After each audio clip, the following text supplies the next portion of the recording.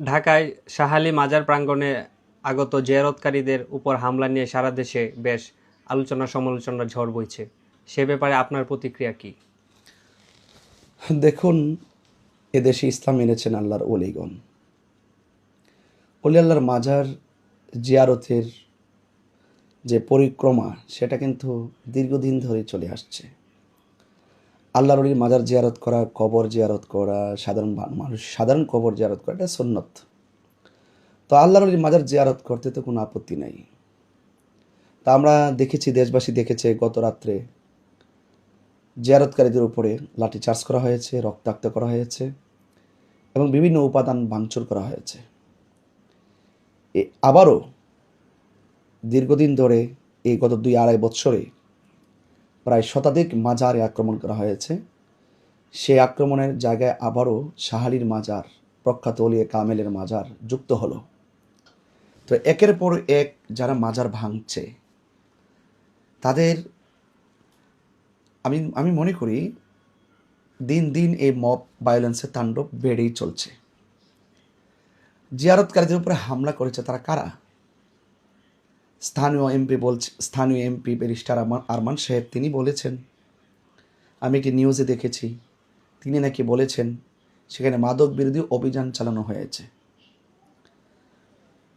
আবার সেখানে পুলিশ প্রশাসন বলছেন সেখানে কোনো হতাহতের ঘটনা ঘটেনি। আমি দুইটা বিশ্লেষণ মানুষের সামনে তুলে ধরব। স্থানীয় এমপি বলেছেন মাদক বিরোধী অভিযান চালানো হয়েছে, অর্থাৎ শাহ আলী বগদাদী রহমতুল্লাহের মাজারে কে বা কারা মাদক সেবন করেছে, নেশা করেছে, তাদের বিরুদ্ধে অভিযান চালানো হয়েছে। আমি দেশবাসীর কাছে প্রশ্ন রাখতে চাই, আমাদের ব্যারিস্টার আরমান এমপি সাহেব যে বলল যে সেখানে মাদক বিরোধী অভিযান চালানো হয়েছে, আপনারা কি সেই অভিযান যারা চালিয়েছেন তাদের মধ্যে কি পুলিশ প্রশাসন দেখেছেন? পুলিশ প্রশাসনের টিম কি দেখেছেন? এবং পুলিশ প্রশাসনের গাড়ি বহর কি সেখানে ছিল? তো তিনি কিভাবে বললেন যে মাদক বিরোধী অভিযান চালানো হয়েছে? আর পুলিশ যদি না থাকে, 70-80 জন ছেলে ফেলে যারা আক্রমণ করেছে, এটা তো ফেসবুকে যারা আঘাত করছে, যারা ভাঙচুর করছে, এটা তো ফেসবুকে দৃশ্যমান।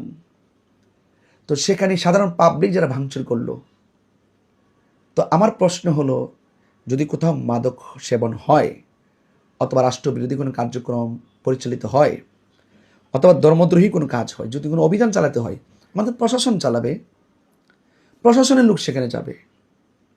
একজন স্থানীয় এমপি যদি ওপেন মব ভায়োলেন্সের তাণ্ডব লীলাটি আল্লাহর অলির মাজারে আক্রমণকারীদেরকে সেভ করতে গিয়ে তিনি যদি মন গড়া বলে দেন মাদক বিরোধী অভিযান চালানো হয়েছিল, আমার তো মনে হয় মব ভায়োলেন্সকে তিনি আরো উস্কে দিয়েছেন।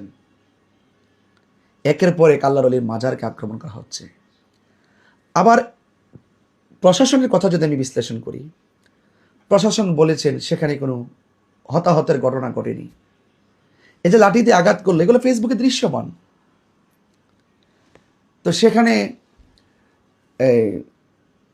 কোনো আঘাত, কোনো লাঠি ছোটা নিয়ে কোনো আঘাত হয়নি, হতাহতের ঘটনা ঘটেনি, কোনো মারামারি হয়নি। এত বড় দৃশ্যমান এই জিয়ারতকারীদের উপরে আক্রমণ করার পরও প্রশাসন কিভাবে বলে যে এখানে হতাহতের ঘটনা ঘটেনি? আচ্ছা বলুন, দেশের দায়িত্বই আসলো কার কাছে? প্রশাসনই বা কি করে? এইভাবে যদি দায়িত্বশীল ব্যক্তিগুলোর দায়িত্বহীন আচরণ করেন, তাহলে তো আপনারা এক শ্রেণীর মানুষকে আল্লাহর অলিদের বিরুদ্ধে অবস্থান নিয়ে জিয়ারতকারীদেরকে মব ভায়োলেন্সে অ্যাটাকিং করার প্রসেস আপনারা করে দিলেন। তো আজকে আল্লাহ না করুক, আপনারা জানেন এই দেশে 70% আল্লাহর অলিদের ভক্ত, তরিকাপন্থী মানুষ, যারা এখানে আক্রমণ করতে গিয়েছে। এখন সকল জিয়ারতকারীদের একত্রিত হয়ে যদি উল্টাবার তাদেরকে আক্রমণ করে, তখন আপনারা হয়তো মামলার পথ বেছে নেবেন। এবং উল্টা যদি আক্রমণ শুরু করে, তাহলে এটার দায়ভারটা কে নেবে? যদি প্রশাসন থেকে যদি কড়া নজরদারি না থাকে, স্থানীয় প্রতিনিধি যদি উনি সত্যকে আড়াল করতে গিয়ে মিথ্যার আশ্রয় গ্রহণ করে, তাহলে আমরা এই দেশের মানুষ কার উপরে ভরসা করবে? তো তবে আমি এতটুকু বলবো, একের পর এক প্রায় শতাধিক মাজারের উপরে আক্রমণ করা হয়েছে, কবর থেকে লাশ তুলে আগুন দিয়ে পুড়িয়ে দেওয়া হয়েছে, বিভিন্ন অভিযোগ তুলে মানুষকে মেরে ফেলা হয়েছে। তো এইভাবে যারা একের পর এক অন্যায়গুলো করছে, এভাবে কি চলতে থাকবে? তবে আমি এখানে একটুকু বলতে চাই, যারা আল্লাহর ওলিকে ভালোবাসেন, সত্যিকার দেশকে ভালোবাসেন, ধর্মকে ভালোবাসেন, সকল অপশক্তির বিরুদ্ধে, আল্লাহর ওলিদের দুশমনদের বিরুদ্ধে সকল তরিকাপন্থীদেরকে ঐক্যবদ্ধ হতে হবে। সকলকে মাজার সুরক্ষায় প্রতিরোধ কমিটি গঠন করতে হবে। আজকে মাজারে মাদক সেবন হয়, অপবাদ দেওয়া হয়, এগুলো বিচ্ছিন্ন বিষয় থাকতে পারে। যেখানে কোরআন পড়ানো হয়, যেখানে হাদিসের চর্চা হয়, সেই জায়গার ভিতরে তো অপ্রীতিকর অনেক ঘটনা ঘটে। স্কুল, কলেজ, ইউনিভার্সিটিতে শিক্ষাঙ্গনের মধ্যে তো এরকম অনেক অপ্রীতিকর ঘটনা ঘটানো হয়। সেখানে তো কেউ মব ভায়োলেন্সকে উস্কে দেয় না। তাহলে যারা একমাত্র আল্লাহর ওলির মাজারকে টার্গেট করেছে, তারা নিঃসন্দেহে দেশদ্রোহী এবং ধর্মদ্রোহী। দেশদ্রোহী এবং ধর্মদ্রোহীদের বিরুদ্ধে দেশের আইন লাগবে। সচেতন মানুষকে, সচেতন নাগরিককে ঐক্যবদ্ধ হতে হবে। এবং আগামীতে যারাই কোনো আল্লাহর ওলির মাজারকে ভাঙতে আসবে এবং জিয়ারতকারীদের উপরে আক্রমণ করতে আসবে, আপনারা সকলে ঐক্যবদ্ধভাবে তাদের দাঁত ভাঙার জবাব দিবেন। আমরা মাদকের বিরুদ্ধে জিরো টলারেন্স ঘোষণা করি এবং আল্লাহর ওলির মাজারকে রক্ষার ক্ষেত্রে আমরা জিরো টলারেন্স ঘোষণা করি। মাজারকে সুরক্ষা করতে হবে,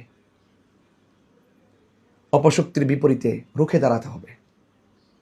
এবং যারা প্রখ্যাত ওলিয়ে কামেল শাহ আলী বুগদাদি রহমাতুল্লাহের মাজারে জিয়ারতকারীদের উপর আক্রমণ করেছেন, তাদের দৃষ্টান্তমূলক শাস্তির দাবি করে এবং সকল তরিকাপন্থীদেরকে ঐক্যবদ্ধ থেকে মাজারের সুরক্ষায় প্রতিরোধ কমিটি গঠন করতে হবে। সবাই ভালো থাকুন। আসসালামু আলাইকুম ওয়া রাহমাতুল্লাহি ওয়া বারাকাতুহু। সালামু আলাইকা ইয়া রাহমাতাল লিল আলামিন। আল্লাহুম্মা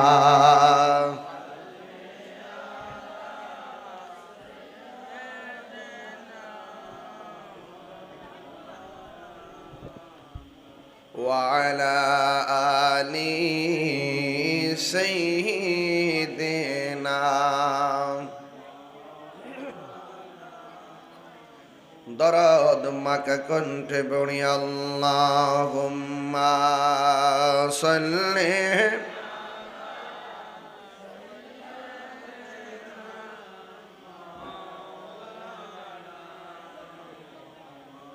وعلى آل سيدنا